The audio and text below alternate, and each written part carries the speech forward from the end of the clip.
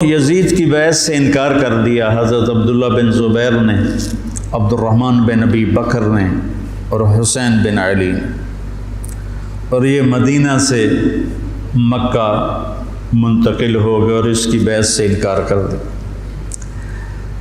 حضرت حسن نے اپنے موت کے وقت حضرت حسین سے کہا، میرے بھائی اس دفعہ جو مجھے کئی دفعہ زہر دیا گیا ہے، لیکن جو زہر اس دفعہ ہے اس نے میرا کلیجہ کاٹ دیا۔ آپ کو خون کے پخانے آ رہے تھے بار بار اور آپ تڑپ رہے تھے مچھلی کی طرح جو پانی کے بغیر تڑپتی۔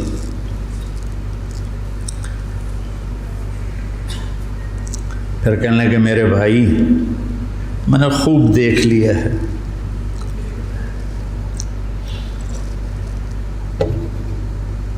اللہ نے ہمارے گھر میں نبوت رکھی ہے، ہمیں حکومت نہیں ملے گی، ہمیں نبوت کا شرف ہی رہے گا، حکومت نہیں ملے گی ہمیں۔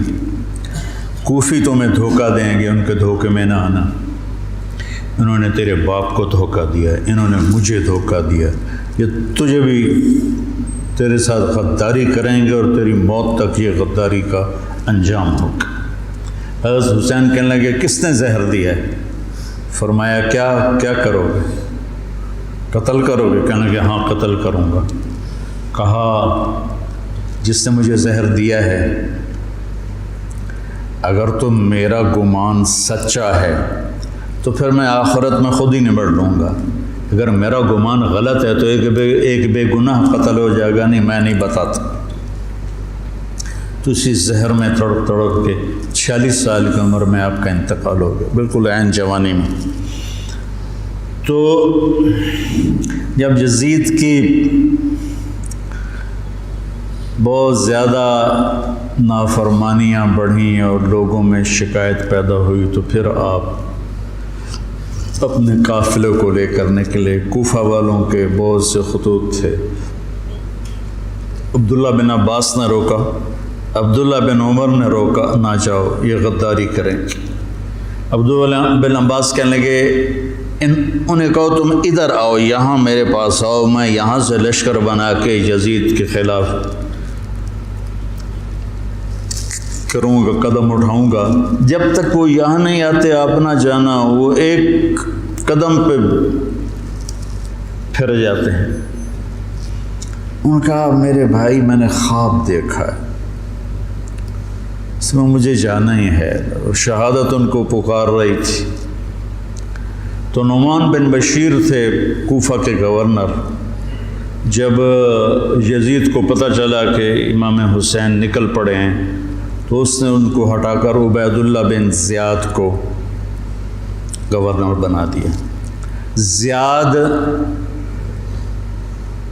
حضرت علی کا پرجوش ساتھی تھا، اور جنگ صفین میں، جنگ جمل میں حضرت علی کی جانب سے اس نے بہادری کے جوہر دکھائے۔ تو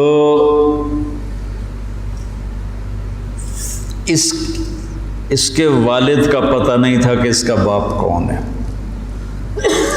طائف میں اس کی ماں تھی۔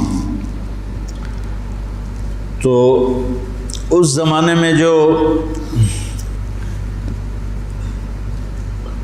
ایسے تعلقات ہوتے تھے تو اس سے یہ پیدا ہوا تھا،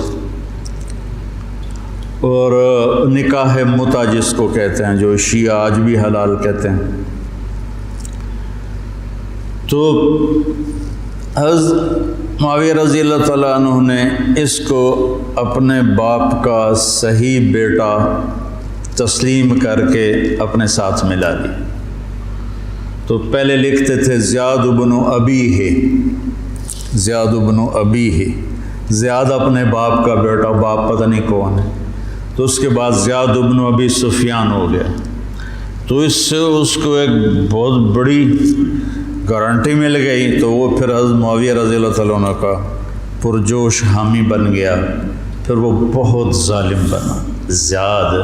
اللہ بیٹا خاتمہ اچھا کرے، آدمی کا کچھ پتہ نہیں۔ اس دور کے علی کی صحبت کے لوگ اور ایسے پھر گئے کہ اس کو پھر کوفے بصرے کی ملی گورنری، اس نے ظلم کے پہاڑ توڑے۔ اس نے ایک دفعہ اعلان کیا کہ رات کو کوئی شہر سے باہر نہیں ہوگا، جو ہوگا قتل کیا جائے گا۔ فتنے کا دور تھا، تو وہ ایک رات کو وہ نکلا راؤنڈ لگانے، تو آگے ایک بدو چرواہا بیٹھا ہوا تھا۔ کہنے لگے تم یہاں کیا کر رہے ہو؟ کہا جی میں آیا تھا، میرے ساتھ بھیڑ بکریاں تھیں، تو مجھے دیر ہو گئی تو شہر کے دروازے بند ہو گئے تو میں اندر نہیں جا سکا۔ تو انہوں نے تلوار نکالی، کہا تیرے لیے جنت نا کوفہ سے بہتر ہے، اور گردن اڑا دی اور کہنے لگا زیاد اپنی بات کا پکا ہے۔ اس طرح کا وہ ظالم بن گیا، اور پھر طاعون میں وہ مرا۔ تو اس کا بیٹا تھا عبید اللہ، تو وہ باپ کی طرح وہ بھی ظالم تھا، جیسا باپ ویسا بیٹا۔ تو ابن زیاد آ کر وہاں اس نے کوفے کی حکومت سنبھال لی۔ مسلم بن عقیل رضی اللہ تعالیٰ عنہ کو حضرت امام حسین نے بھیجا تھا حالات کا پتہ کرنے، ان کو پکڑ کے شہید کر دیا۔ تو جب یہ راستے میں تھے تو کوفے سے کچھ لوگ راستے میں ملے، تو آپ نے پوچھا مسلم بن عقیل کا، تو کہا جی ان کو تو شہید کر دیا گیا ہے۔ کہا کوفے والوں کا کیا حال ہے؟ تو انہوں نے کہا دل آپ کے ساتھ ہیں، تلواریں بنو امیہ کے ساتھ۔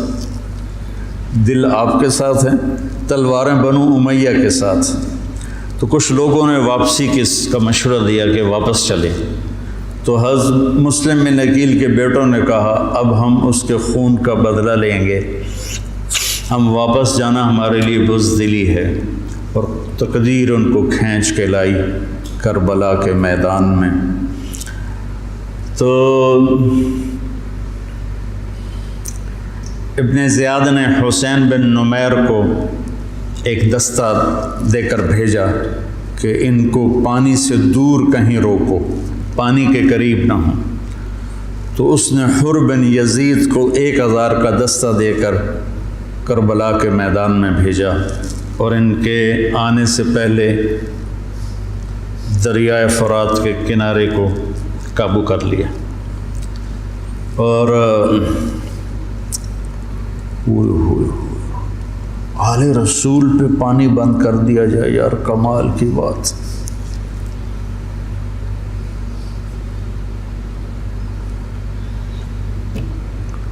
تو پھر عمر بن سعد، یہ سعد بن ابی وقاص کا بیٹا رضی اللہ تعالیٰ، اتنے بڑے صحابی کا بیٹا، جب لشکر آمنے سامنے ہوئے تو اس نے تیر نکالا اور چلا کر کہا گواہ رہو پہلا تیر میں نے چلایا ہے۔ اور کس بات پہ بک گیا کہ ابن زیاد نے کہا تمہیں خراسان کا گورنر بنا دوں گا، تم جا کے حسینی لشکر کو قتل کر دو۔ تو وہ خراسان، یا افغانستان کو خراسان کہتے تھے، خراسان کی گورنری کے لیے اس نے ایمان کا سودا کر دیا۔ اتنے بڑے صحابی کا بیٹا، خیر نبیوں کی اولاد کافر ہو گئی تو صحابی تو نبی سے نیچے ہی ہوتا ہے۔ حضرت علیہ السلام کا بیٹا کافر، بیوی کافر، لوط علیہ السلام کی بیوی کافر، یہ تو اللہ کے نظام ہے۔ تو وہ لشکر لے کر آیا تو شمر بن ذل جوشن، جوشن کہتے ہیں زرہ کو، جیسے درع کا لفظ تو عام ہے، مشہور ہے، لیکن جوشن بھی زرہ کو کہتے ہیں۔ عباسی خلیفہ تھا مقتدر، اس کے دور میں وفد آیا روم، اہل روم کا، تو اس نے پورے شہر میں سونے کی زرہیں بنا کر لٹکا دی، پورے بغداد کو اس نے سونے کی زروں سے مزین کر دیا۔ وہ جب آئے تو ان کو وہ سونے کی زریں دیکھ کر ہی ان کا تو پیشاب نکل گیا، ایسا اس نے اپنا روب و دبدبہ دکھایا۔ تو جوشن کہتے ہیں زرہ کو۔ تو اس کے والد کا نام ہے شرحبیل بن اعور، شرحبیل بن آور اس کے باپ کا نام ہے۔ ذوالجوشن نام نہیں ہے، ذوالجوشن اس لیے ہے کہ عرب میں سب سے پہلی زرہ اس نے پہنی تھی، جو ایران کے بادشاہ نے اس کو دی تھی، تو اس سے اس کا لقب پڑا ذوالجوشن۔ اس کا یہ بیٹا تھا قبیس، اور یہ حضرت علی کے ساتھیوں میں تھا۔ صفین کی جنگ میں حضرت علی کے ساتھیوں میں حضرت معاویہ سے لڑا تھا، اور بس پھر پیسے کی کھنک میں اندھا ہو گیا۔ یہ چتکبرا تھا، برس ہو گئی تھی، پھل بیری۔ جب لشکر آمنے سامنے ہوئے تو حضرت امام حسین نے فرمایا اللہ اکبر، صدق اللہ و رسولہ، اللہ اکبر، اللہ اس کے رسول نے سچ کہا۔ تو لوگوں نے، ساتھیوں نے پوچھا کیا کہا میں نے اپنے نبی سے سنا، آپ نے فرمایا میں دیکھ رہا ہوں کہ ایک چتکبرا کتا میری اولاد کا خون پی رہا ہے، تو وہ یہ ہے جو سامنے کھڑا ہے۔ تو آپ کے جمعرات کو شمر نے آ کر کہا کہ قتل کرو، جنگ کرو۔ باقی تو عمر بن سعد جو تھا وہ تھا کہ کوئی مسالت کی شکل نکلا، اس نے آ کر کہا جنگ۔ تو آپ نے ان کو پیغام بھیجا مجھے ایک دن کی مہلت دو سوچنے کے لیے۔ وہ دن تھا جمعرات کا، 9 محرم۔ تو بڑے خوش ہو گئے، کہا ٹھیک۔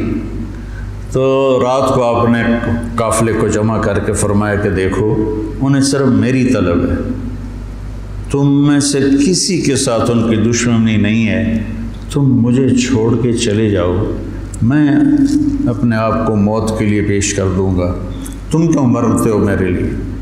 تو انہوں نے کہا کہ حسین ہمارا جینا مرنا تیرے ساتھ ہے، ہم تجھے چھوڑ کے کبھی نہیں جائیں گے۔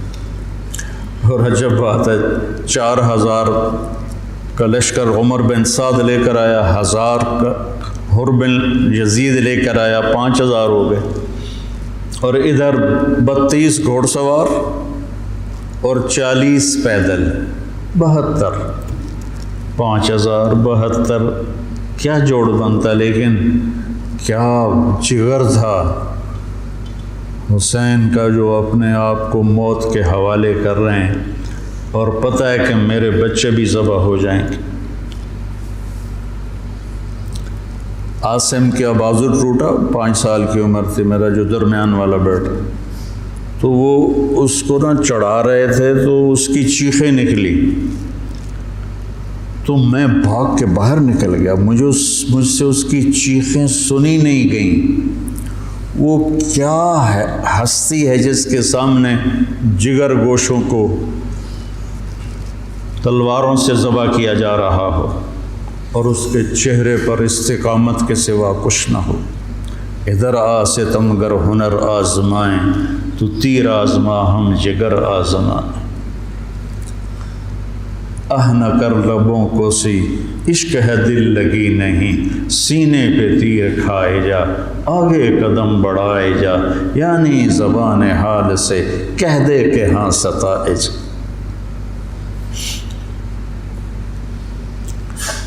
تو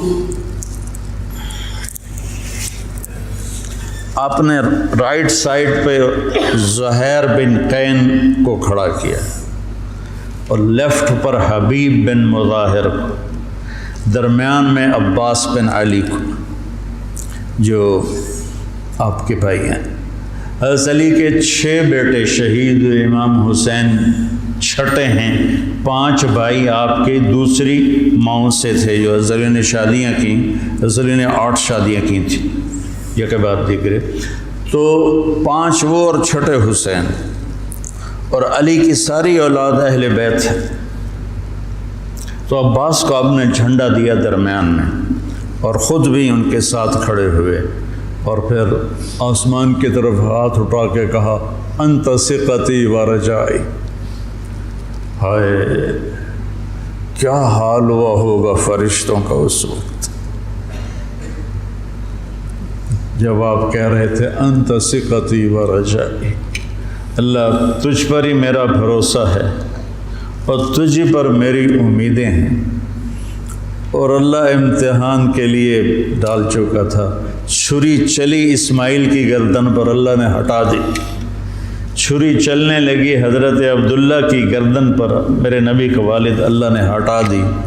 جب حسین کی باری آئی تو چلا تھا۔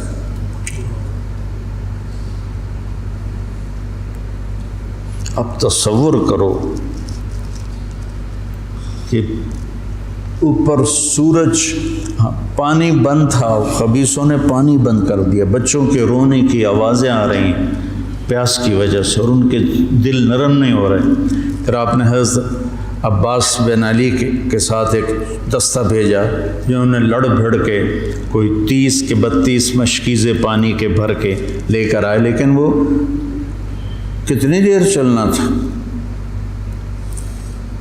پیاس سے زبانیں بچوں کی بھی نکلی ہوئی ہیں، اور حسینی لشکر پیاسا لڑ رہا ہے۔ اوپر دھوپ کی، سورج کی آگ ہے، نیچے ریت کی آگ ہے، ادھر تلواروں کی جھنکار ہے، اور تیروں کی سنسناہٹ ہے، اور نیزوں کی کھڑکھڑاہٹ ہے، اور ایک مسکراتا چہرہ ہے جو کہہ رہا ہے الموت احلی عندنا من العسل، پاگلو موت تو مجھے شہد سے زیادہ محبوب، تم موت سے ڈراتے ہو۔ تو یہ لڑائی کیا لڑائی تھی؟ 72 آدمی 5000 سے کیسے لڑ سکتے تھے؟ جانیں ہی دینی تھی۔ تو انہوں نے پہلے ان کے گھوڑوں کو بیکار کر دیا، گھوڑوں کو، شمر نے کہا ان کے گھوڑوں کو مارو۔ پہلے گھوڑوں کو مارا تو سارے پیدل ہو گئے، پیدل ہو گئے تو پھر گردنیں کٹنے لگی۔ حر بن یزید نے جب دیکھا کہ یہ تو واقعی لڑنے لگے ہیں، تو اس نے عمر بن سعد سے پوچھا تم واقعی لڑو گے؟ کہنے لگا ہاں۔ کہنے لگا اچھا میں گھوڑے کو پانی پلا کے آتا ہوں جنگ شروع ہونے سے پہلے، اور گھوڑے کی لگام اٹھائی پانی پلانے کے بہانے، اور آ کر حضرت حسین کے قدموں میں گر گیا کہ مجھے نہیں پتا تھا یہ بدبخت آپ کی جان لے لیں گے، میں معافی چاہتا ہوں، میں اپنی جان کا نذرانہ آپ کے قدموں میں پیش کروں گا۔ ان کا بیٹا بھی ساتھ آ گیا، باپ بیٹا دونوں شہید ہوئے، اور وہ حضرت امام حسین کے ساتھ مل کے 1831 میں سید احمد شہید رحمۃ اللہ علیہ بالا کوٹ کے مقام پر شیر سنگھ سکھ جرنیل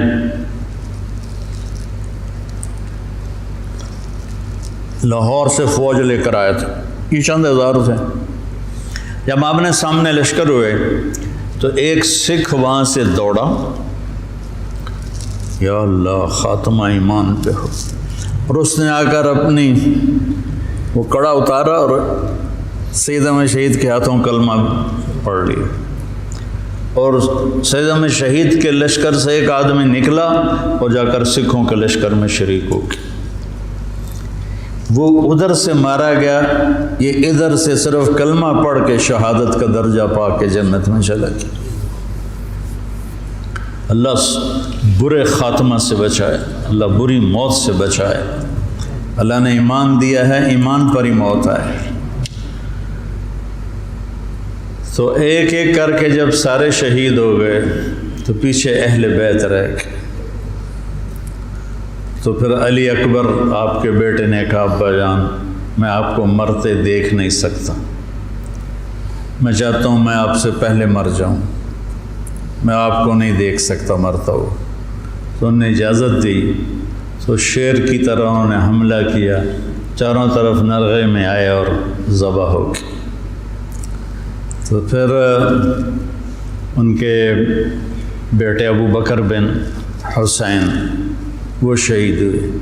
پھر قاسم بن حسن حسینی قافلے میں سب سے خوبصورت جوان تھے، پھر وہ آگے بڑھے، حضرت حسن کے 4 بیٹے شہید ہوئے۔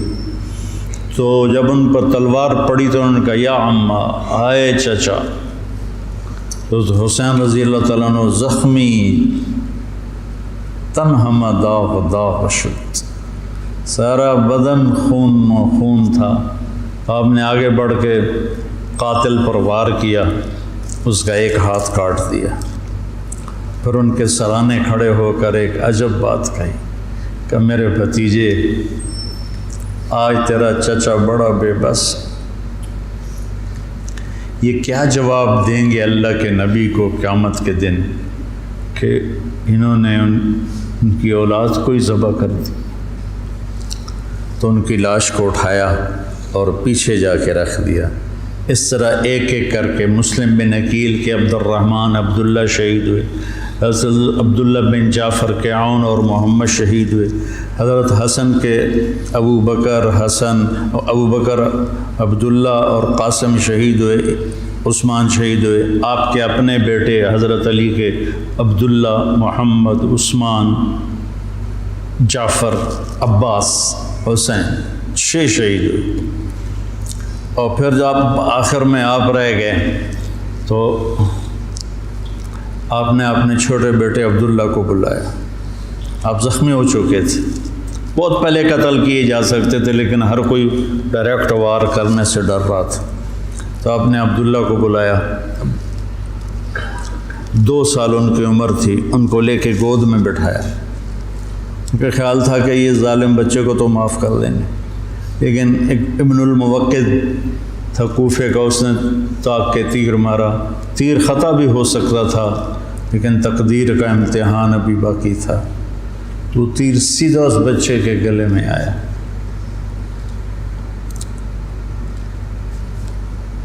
ہم یہ تاریخ بھلا دیں۔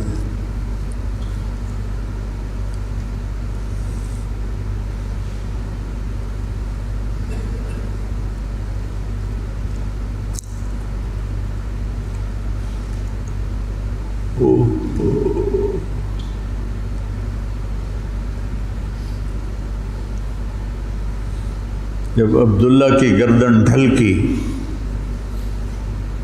اس وقت حضرت حسین اپنے بیٹے کا خون جو ابل رہا تھا وہ ایسے ہاتھوں میں لے لی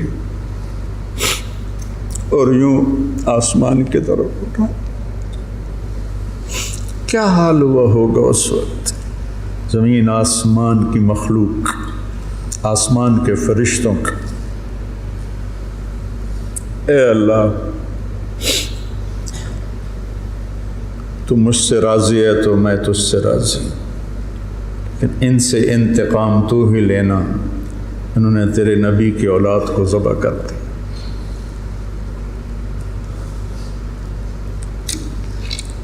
بیٹا میں مرغا ذبح ہوتا ہوا نہیں دیکھ سکتا، وہ جانوروں کی قربانی پہ جانور کے اوپر کھڑا ہونا ہوتا ہے۔ میں 1-2 قربانیاں دیکھیں، پھر مجھے ہمت نہیں ہوئی، میں پیچھے جا کے بیٹھ گیا۔ اور یہاں بچے سے 2 سال کا بچہ کتنا پیارا ہوتا ہے، اور اس کے یہاں تیر لگے اور وہ آہ بھی نہ کر سکے، اور باپ کی گود میں اس کی گردن ڈھلک جائے۔ سوچو تو صحیح۔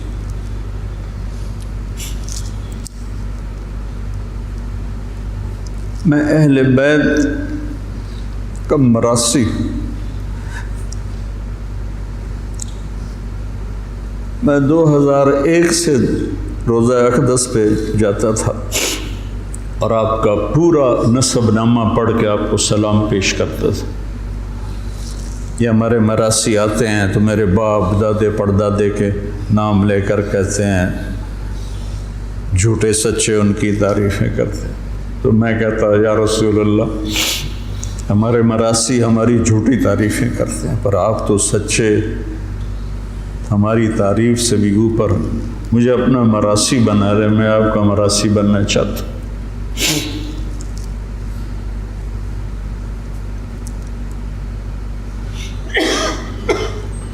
اور پھر میں جیسے یہ ہمارے مراسی کہتے ہیں نا، سرداریاں قائم، دیر آباد، میاں اللہ بخش دے، میاں عنایت علی دے، میاں گانے دے، یہ میرے باپ دادا پردادا۔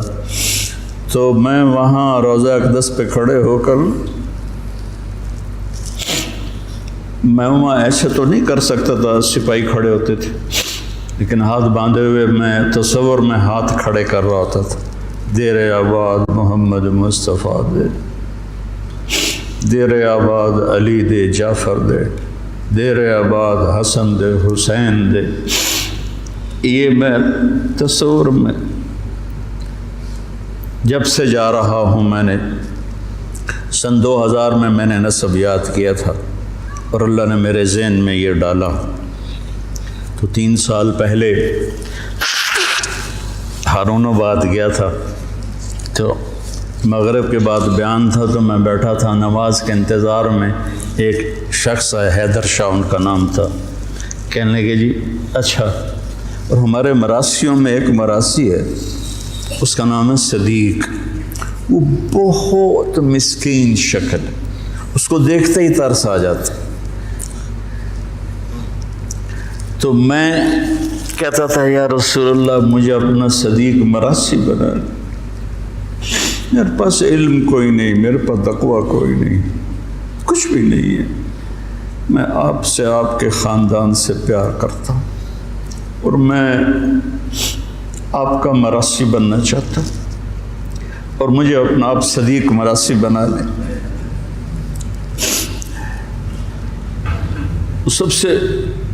سب سے معصوم اور مسکین شکل کا ہے،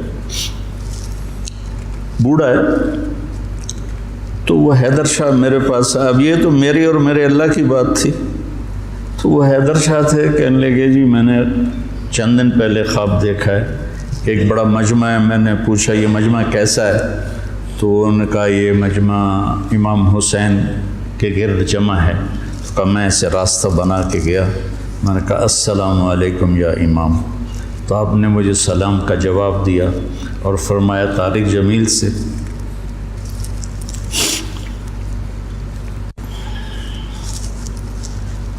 طارق جمیل کو ہمارا پیغام دو کہ ہم نے اسے اپنا صدیق مراسی بنا لیا۔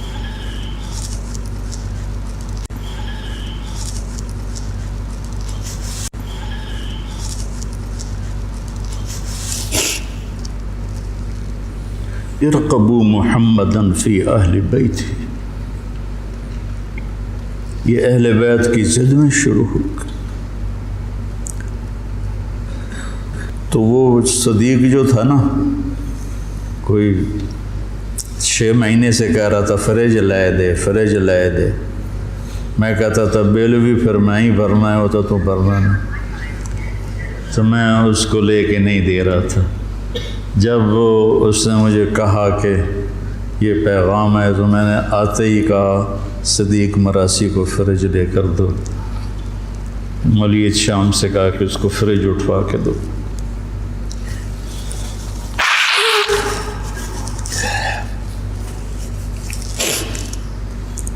تو اکیلی جان رہ گئی اور ایسے بے بس،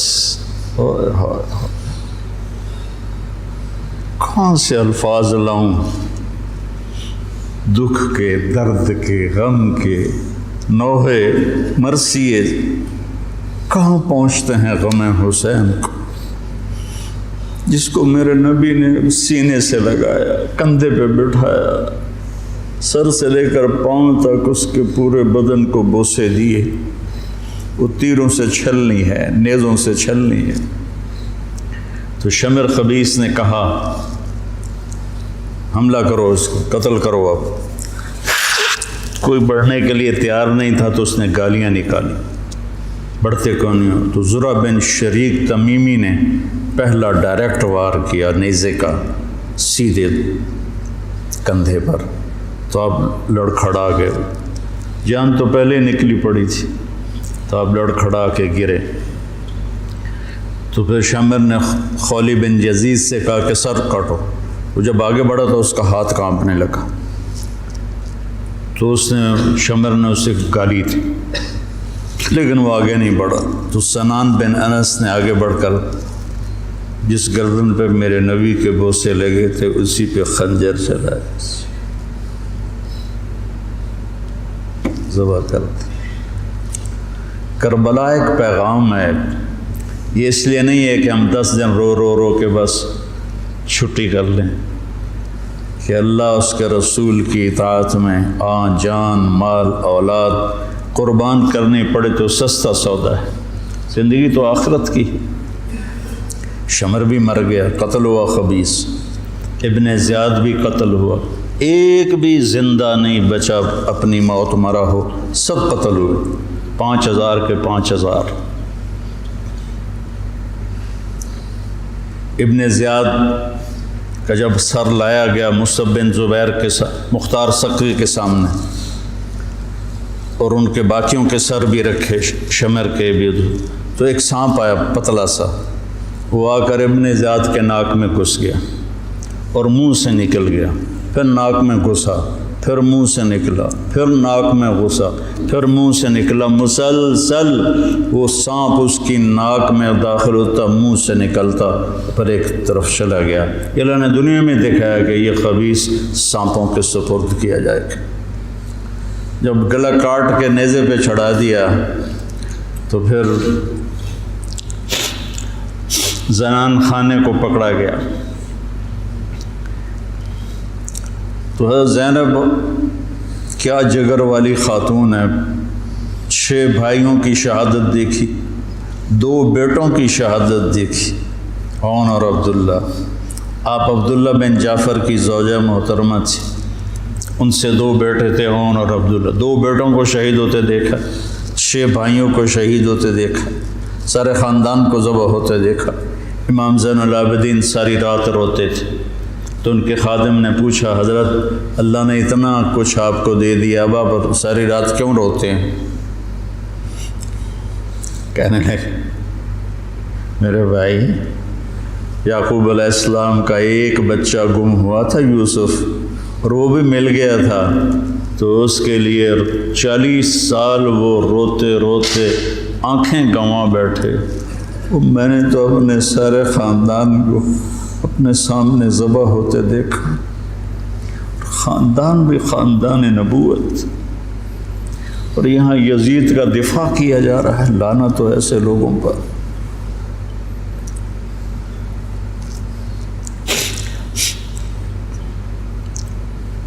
اہل بیت کی شان کو گھٹایا جا رہا ہے۔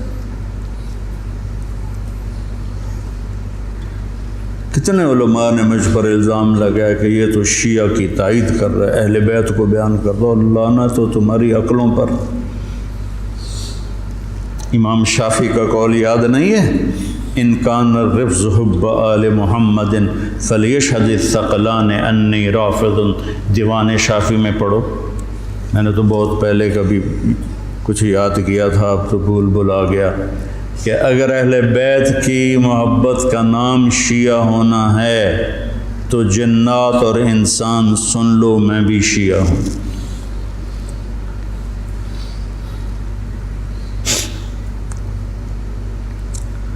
تو جب سر کاٹ کے نیزوں پہ چڑھ گئے اور زینب اور ان کو لے جانے کے، تو آپ نے پیچھے مڑ کے دیکھا تو لاشیں پڑے ہوئے تھے، سر نیزوں پہ چڑھے ہوئے تھے، چھوٹا سا معصوم عبداللہ کا سر بھی نیزے پہ چڑھا ہوا تھا۔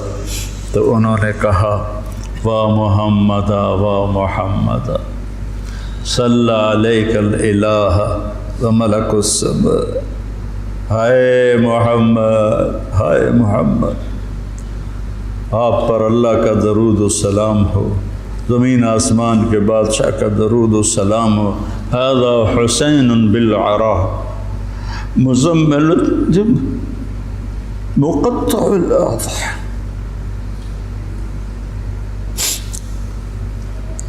اے محمد، اے محمد، یہ حسین پڑا ہوا ہے، اس کا لاشا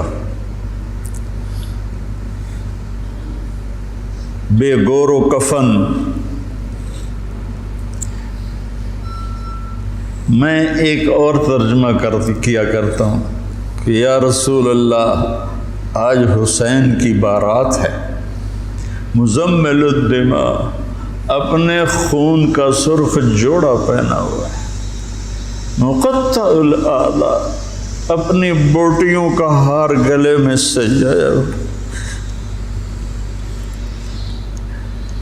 بناتوں کا سبایا، آپ کی بیٹیاں قید ہو گئیں، وذریتوں کا مقتلہ، آپ کی نسل ذبح کر دی گئی، تصفی علیہ الرعاہ، کوفیوں نے کفن نہیں دینے دیا تھا، تو کہنے لگی انہیں کفن نہیں دیا گیا تو ہوا کو غیرت آئی، ہائے، اس نے خاک کو اڑایا اور خاک کا کفن پہنا دیا۔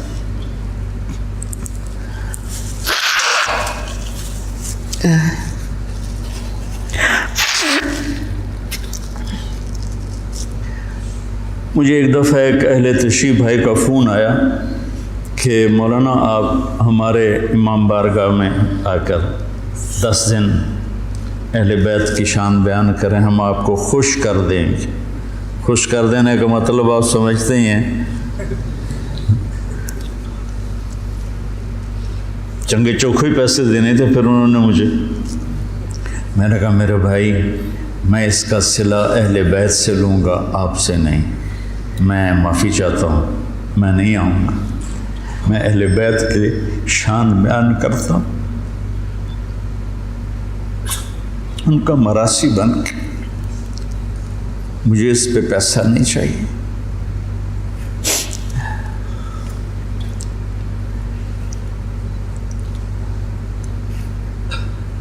فرزدق نے زین العابدین رضی اللہ عنہ کی شان میں قصیدہ لکھا، تو اس پر ہشام نے اس کو قید کر دیا عثمان میں، تو انہوں نے قید میں اس کو 10,000 درہم بھیجے۔ تو فرزدق کوئی اچھا مسلمان نہیں تھا، لیکن وہ دیکھ کر رونے لگا، کہنے لگا ساری زندگی بادشاہوں کی تعریف کی ہے پیسے کے لیے، آپ کی تعریف میں نے پیسے کے لیے نہیں کی، اللہ اس کے رسول کی رضا کے لیے کی ہے، میں نہیں لیتا، واپس کر دی۔ تو زین العابدین نے پھر دوبارہ بھیجے اور کہا اہل بیت کے گھر سے جب کوئی چیز نکل جاتی ہے تو واپس نہیں جاتی، تم قبول کر لو، تمہاری نیت کا اجر بھی تمہیں مل گیا۔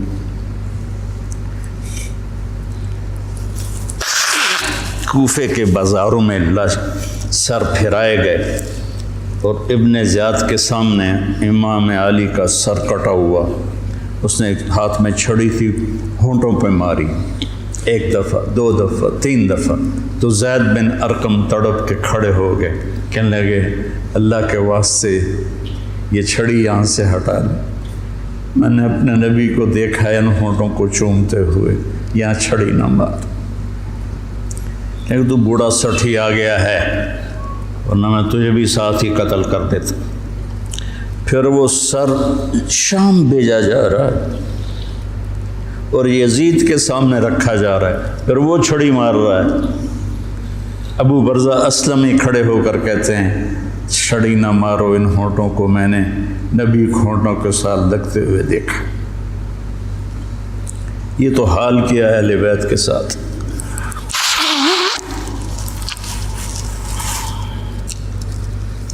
بہرحال میرے بھائیوں،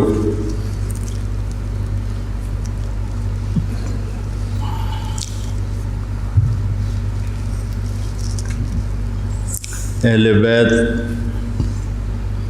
آپ نے فرمایا اذکرکم اللہ فی اہل بیتی، اذکرکم اللہ فی اہل بیتی، اذکرکم اللہ فی اہل بیتی، میں تمہیں اہل بیت کے بارے میں ڈراتا ہوں، اپنے اہل بیت کے بارے میں اللہ سے ڈراتا ہوں، اپنے اہل بیت کے بارے میں تمہیں اللہ سے ڈراتا ہوں۔ غدیر خم پر آپ نے یہ خطبہ دیا۔ برادہ اسلمی آئے اور حضرت علی کی شکایت کرنے لگے تو آپ نے منہ پھیر لی، پھر شکایت کی تو آپ نے کہا برادہ کیا تجھے یہ پسند ہے کہ جس سے میں پیار کروں تو بھی اس سے پیار کرے؟ کہا جی بالکل، تو کہا پھر میں علی سے پیار کرتا ہوں۔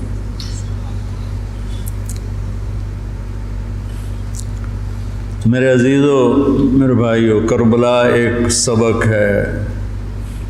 کربلا صرف 10 دن رونے دھونے کے لیے نہیں ہے، ایک سبق ہے کہ اپنی زندگی کو اللہ رسول کے سامنے جھکا دو۔ گردنیں کٹنے کے لیے اللہ ہم سے نہیں مطالبہ کر رہا، وہ انہیں ہستیوں کے لیے تھا۔ ہمارے ذمہ ہے کہ ہم اللہ اس کے رسول کے سامنے سر جھکائیں، مسلم بن کے چلیں، مومن بن کے چلیں۔ اللہ کے واسطے میرے بچوں، اگر میرے شاگرد ہو تو یہ دیوبندی اور یہ بریلوی، یہ جھگڑے نکال دو، اپنے آپ کو مسلمان کہو، مسلمان۔ میں ایک دفعہ ایک جگہ بیٹھا تھا تو ایک بزرگ بیٹھے تھے، کہنے لگے جی آپ دیوبندی ہیں کہ بریلوی؟ تو میں نے کہا جی میں مسلمان ہوں۔ وہ مجھے ایسے دیکھنے لگا، وہ کہنے لگا میری 60 برس 70 برس عمر ہے، میں نے آج تک کسی کو یہ کہتے ہوئے نہیں سنا، تو میں تمہیں مسلمان دیکھنا چاہتا ہوں، میں تمہیں دیوبندیت سے نکالنا چاہتا ہوں، مسلم بنو، مسلمان بنو۔ ہم امام ابو حنیفہ کے فتوے پر چلتے ہیں، ان کے فتاوی کی جو تشریح اہل دیوبند نے کی ہے ہم اس کو زیادہ صحیح سمجھتے ہیں، باقیوں کو عزت دیتے ہیں، احترام کرتے ہیں، ہمارے سینے کھلے ہوئے ہیں سب کے لیے، ہم ہی حق پر ہیں اور ہم ہی جنتی ہیں، یہ عجب تمہارے اندر سے نکالنا چاہتے ہیں۔ کریم بادشاہ ہے جس کو چاہے معاف کر دے، ہم ٹھیکیدار ہیں۔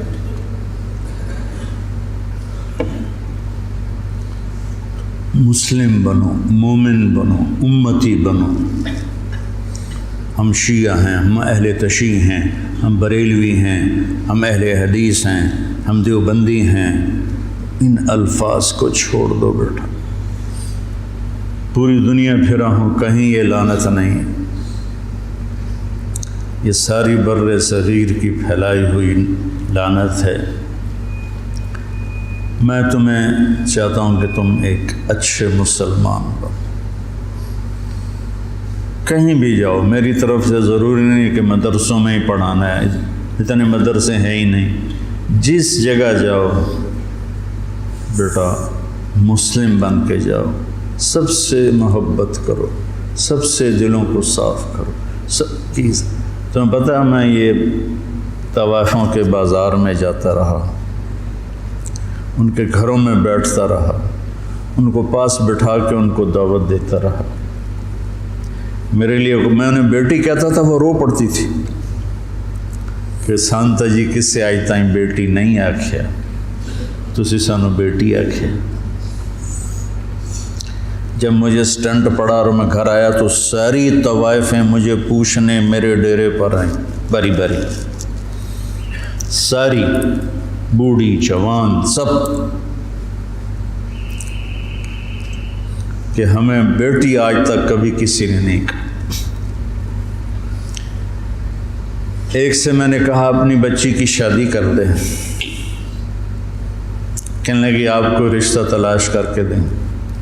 میں نے کہا تو خود تلاش کر، کہ مولانا صاحب طوائف دے کوٹھے تے رشتہ لین کون ہوندا؟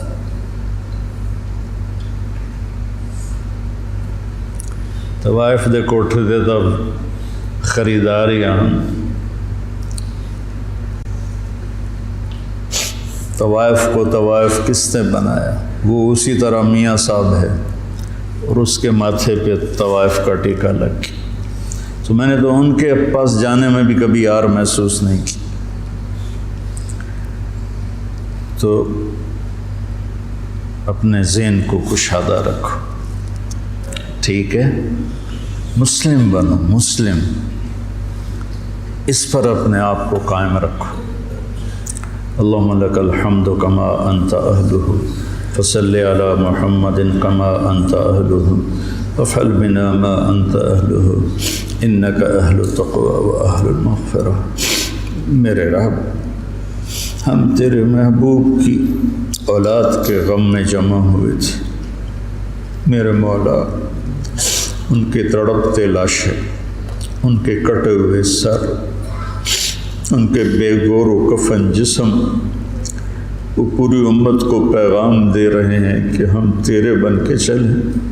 یا اللہ ہم نے سب کچھ بھلا دیا، یا اللہ ہمیں معاف فرما دے، نفس و شیطان کے غلام بن گئے، یا اللہ تو ہمیں معاف فرما دے۔ یا اللہ جنہیں تو نے جنت کا سردار بنایا، جنہیں تو نے خوشخبریاں سنائی میرے نبی کہ علی تیرا گھر میرے گھر کے سامنے ہوگا، تو پھر جب علی کا گھر سامنے ہوگا تو حسن حسین فاطمہ بھی وہیں ہوں گے۔ اتنے عالی مقام لوگ تیرے نام پہ کٹ گئے میرے مولا، لٹ گئے میرے مولا، لٹ گئے میرے مولا، ٹکڑے ٹکڑے ہو گئے میرے مولا۔ یا اللہ ہمیں اپنے مسلمان ہونے پر ہی شرمندگی محسوس ہوتی ہے، کہاں مسلمان ہونا اور کہاں ہماری غفلتیں ہیں۔ کہاں ہماری نافرمانیاں، ہماری غیبتیں، ہماری نفرتیں، یا اللہ مہربانی کر، مدت ہو گئی امت کو ذبح ہو، یا اللہ یا اللہ، زوال کا دور تو آتا رہا ہے لیکن اتنا لمبا زوال کبھی نہیں ہے۔ 300 سال ہو گئے یا اللہ، تیرے حبیب کی امت گمراہ بھی ہو اور کٹ کٹ کے بھی برباد ہو گئے میرے مولا۔ آج زمین خون سے سیراب ہے تو تیرے حبیب کی امت کا خون ہے، گھروں سے دھواں اٹھ رہا ہے تو تیرے حبیب کی امت کے گھر جلائے جا رہے ہیں، بچوں کی چیخیں آہو بکا ہے تو تیرے حبیب کی امت میں سے میرے مولا چور کے ہاتھ کٹنے پر تیرے نبی کے آنسو بہ نکلے تھے، یا اللہ آج پوری دھرتی پر تیرے حبیب کی امت ذبح ہو گئی۔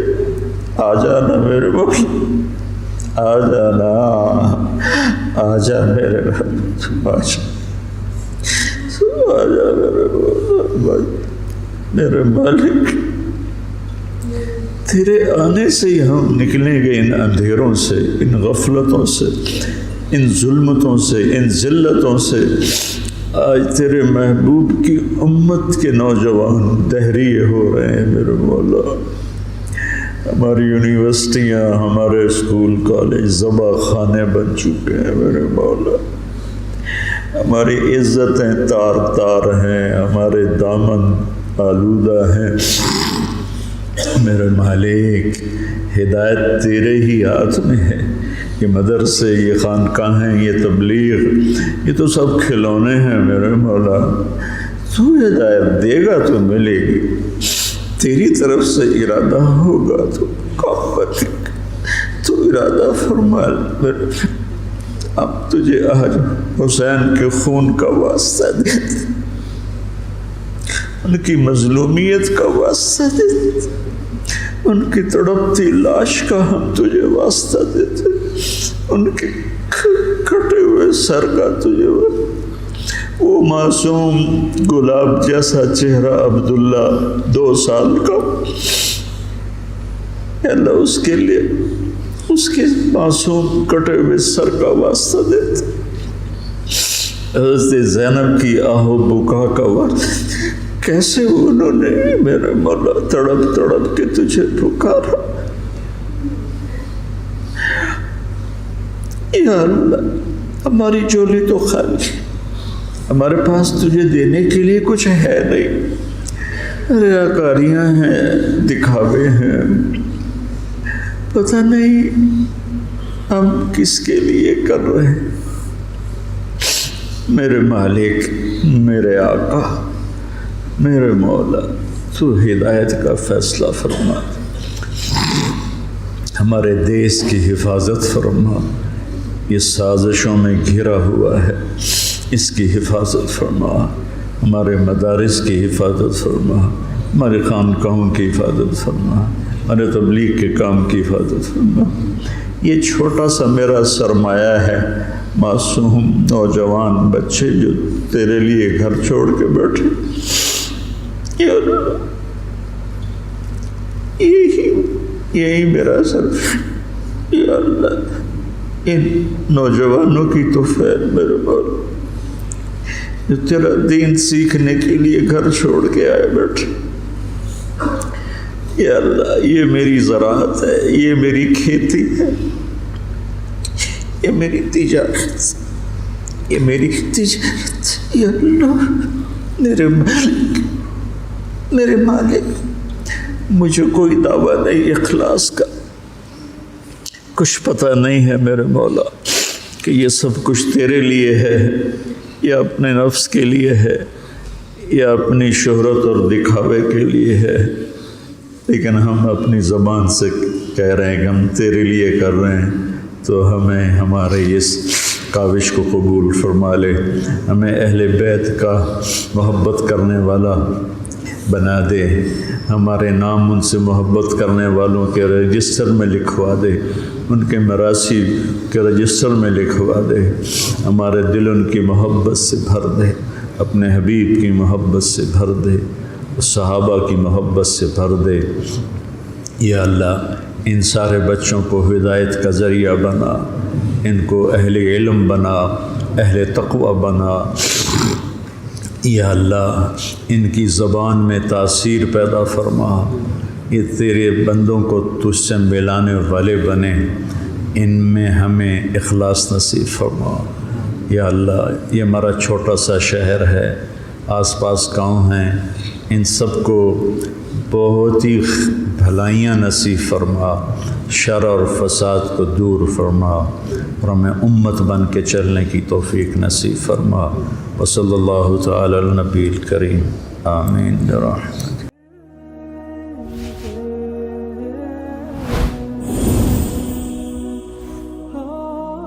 کیا ایسے معصوم بچے جن کے پاس مواقع نہیں ہیں کہ وہ تعلیم حاصل کر سکیں اور معاشرے کا، ملک کا اور قوم کا باعزت فرد بن سکیں، کیا ہمیں ان بچوں کو موقع نہیں دینا چاہیے کہ وہ آگے بڑھیں اور معاشرے کے اندر اپنا مثبت کردار ادا کریں؟